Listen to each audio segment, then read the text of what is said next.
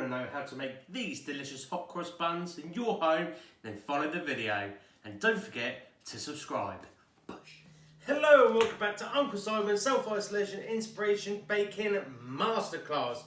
As you well know, we're making hot cross buns, an Easter favourite. Let's get cracking with the ingredients.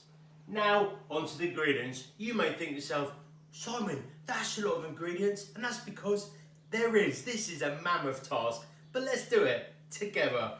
In this bowl, we have got 500 grams of strong white flour. In this thing, we've got 2 teaspoons of cinnamon. This one, 6 grams of salt. 2 little cheeky eggs. In here, we've got 10 grams of instant yeast. If you ain't got that, use the blocky stuff, 20 grams. 120 ml of water. 150 grams of Sultanas. let me check the recipe. 120 ml of warm milk. I warm mine up in an espresso, but just do it in a pan. We've got 75 grams of caster sugar, or use any sugar you want. Who cares? And in here is 45 grams of butter. And in the big boy, we've got 2 oranges, which we are going, didn't know I could juggle, we are going to zest. Bush. First jobs, eggs, fork, bowl, let's go.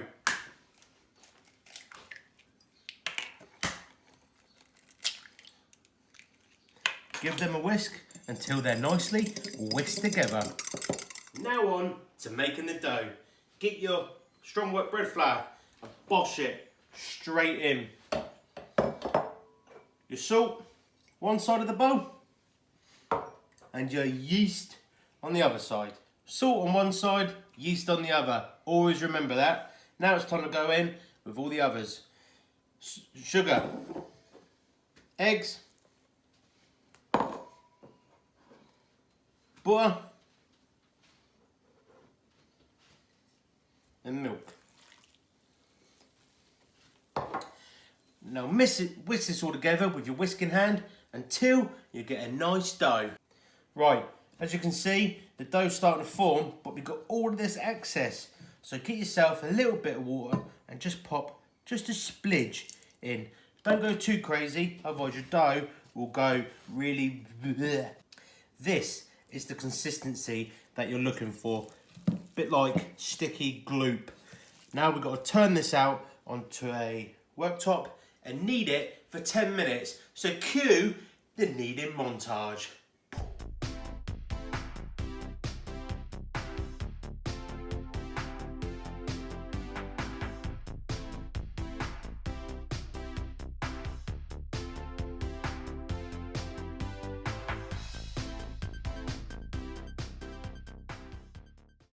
Ten-minute time is up, and have a look at this.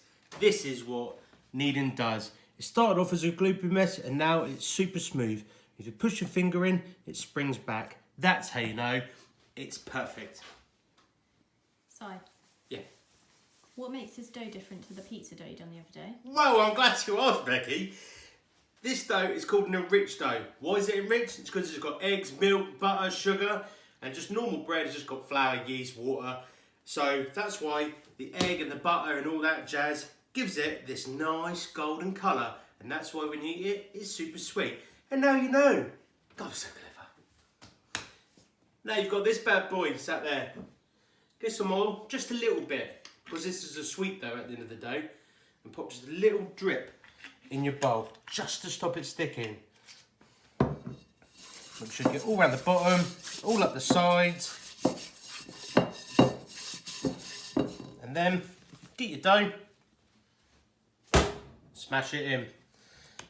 Get it pressed down, get some cling film over the top of it, and leave it at proof for 1 hour. My dough is proving. It's time to line yourself a baking tin. Because of the trouble I got into last video, I've decided to do it myself, and here it is.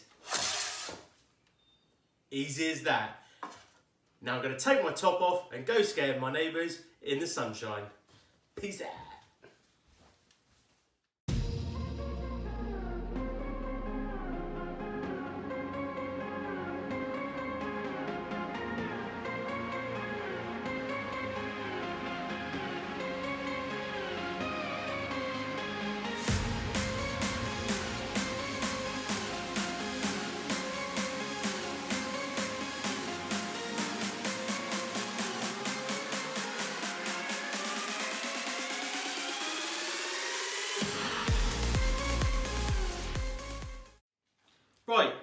been an hour and a half. Why has it been an hour and a half? I was in the garden, pottering about, and I just totally forgot the time. But it doesn't really matter. It can be in there for 2-3 hours. Doesn't really matter. Anyway, come on in. Let's have a look. This is what it looks like. It's double in size, and if you tear it apart, you can see all the strands of gluten. Perfect. Right, the dough is now out of the bowl, and you're going to think to yourself, Simon, where's the sultanas? Where's everything else? Well, it's coming right up. Now what you want to do is get your dough and just flatten it out until it's a nice square shape. Stretch the dough out. Something like that. Don't have to be too accurate. Now we get our sultanas and we just sprinkle them over.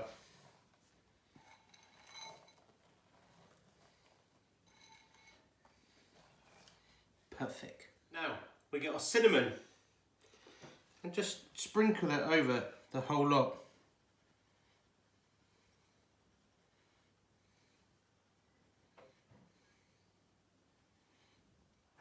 Get your oranges and on the thinnest grater, grate the zest off. Now some people say, don't go too far because you hit the pith. At the end of the day, it's all only going to go in your tummy, isn't it? There we go, 2 oranges zested. Make sure that you eat the oranges, don't let them go to waste. Now, I'm going to sprinkle this all over, and that is what will give us our Easter smells. It smells really Eastery as it is.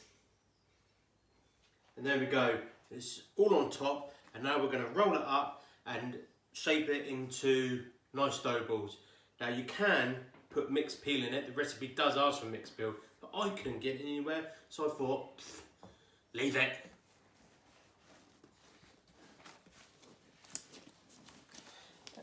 And just knead it all in. Doesn't matter if it goes on the workbench because we're just gonna mop it all up with the dough. It's a little bit of hard work, but don't worry, you'll get all the sultanas in eventually. It doesn't matter that a few are busting out, that's just the way it is. Now we want to roll this out into quite a long tube and cut it up equally into 12 bits. How to roll it out into a cylinder sort of shape. Put your hands in the middle, push down, roll it backwards and forwards, and just move your hands out wider and wider and wider, and keep doing it until you get a nice long sausage dough. Now it's time to get my trusty dough cutter. If you don't have one of these, I'll leave the link in the description below of where you can get one. Really useful. If you don't want one, just use a knife. Now this should make 12. There we go, got 12. Some of them are going to be quite small, some of them are going to be quite big. But at the end of the day, this isn't the bake-off. Just whop a bit off of that and add it to that. Right, I've started rolling up these balls. They're roughly equal. It doesn't matter if the raisins are popping out either. I'm going to show you how to roll them up. Here's 2. What I like to do is, first of all, I like to just give it a little squish with your hands. Just make sure all the air's out of it. And then use a cup of your hand in another cup. Just start it off, turn it into a ball. And then finish it on the table with a little cage around your hand and just roll it. Takes some getting used to, but just roll. And you'll feel it gripping the table. And then when you're finished, you'll have a nice neat ball. There we go, 12 balls, nicely rolled up, roughly equal. Now, get our baking tin and just pop them in. And leave a little gap, but you kind of want them to spread out and touch each other. That's like a traditional hot cross bun, really. There we go, nice little gap. Now what will happen is, these will spread out, touch each other, and they push up. Now these have got to prove for another hour. Just get yourself a tea towel this time, which you know, you've got to save on the plastic and all that. Just pop a tea towel over it, stop the air getting to it and getting a crust. Just leave it there for an hour and let's have a bit. He told me baking was hard work, but look at him chilling out there, having a beer. Is the dough ready? Not quite yet. Right, it's been an hour. Let's take a look. And there we go. Beautiful. If you feel like these need a little bit longer to proof, then leave it for an extra half an hour or so. You know, just make sure that they look a bit like this. If you leave them too long, they're overproof and they'll be, well, these are ready for the oven. What? No. What about their crosses? What about their crosses? They're hot cross buns. They need crosses. Do they? Yeah. Oh, now we've established that they need crosses, I'm going to show you how to make them. In a bowl, get 75 grams of plain flour, and in a watering jug, get 75 ml of water. Pop it in, and with a fork, whisk it up until it's a really smooth paste.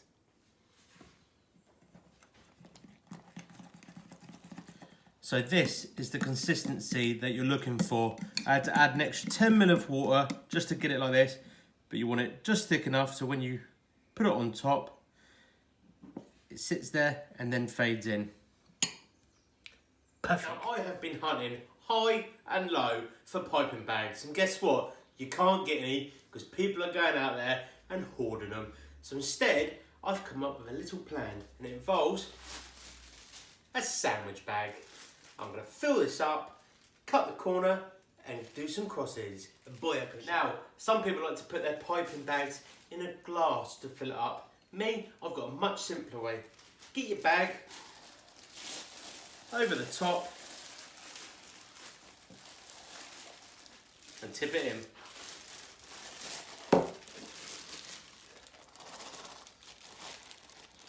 As easy as that.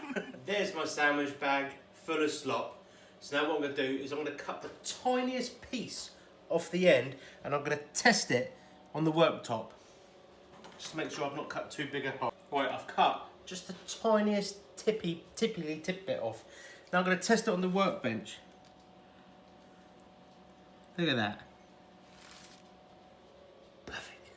Now let me show you how to cross a hot cross bun. Don't start here because it will probably just run everywhere. So start off and then come across and go right the way off.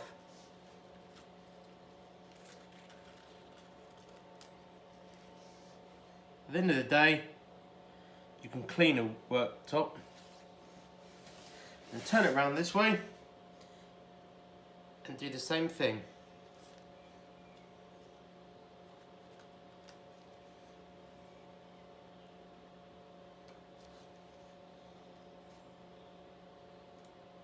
Now I don't think that looks too bad. Bosh. It's time to get these mother hubbards in. Gas mark 6, 200 degrees for about 20 minutes or until they're golden brown. Let's get them in. The timer has just gone off, so let's get these bad boys out of the oven and take a sneaky peek. It will be hot, so get your boxing gloves on. Ush, ush, ush.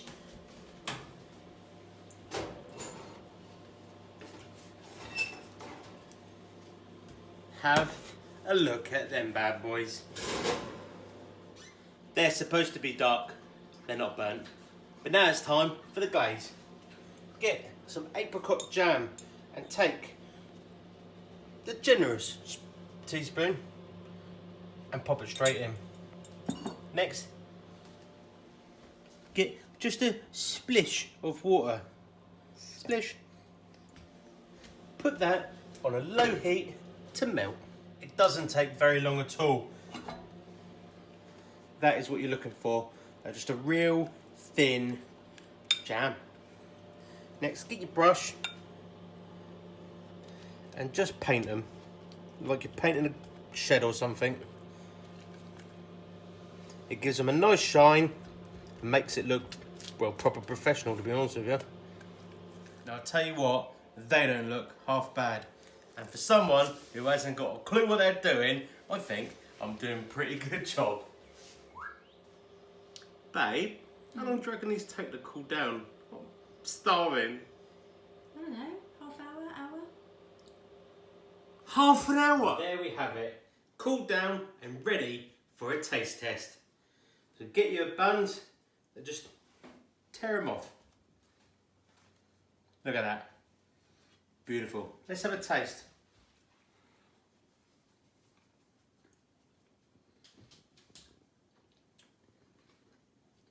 Really good, really tasty, and perfect for Easter. Bosh! Woo! Thank you so much for taking the time out to watch my videos. If you've had a go at these at your home, comment down below to let me know how you got on. And while you're at it, click right here on my face to subscribe to me, and click here to see more other videos. Thank you, and arrivederci.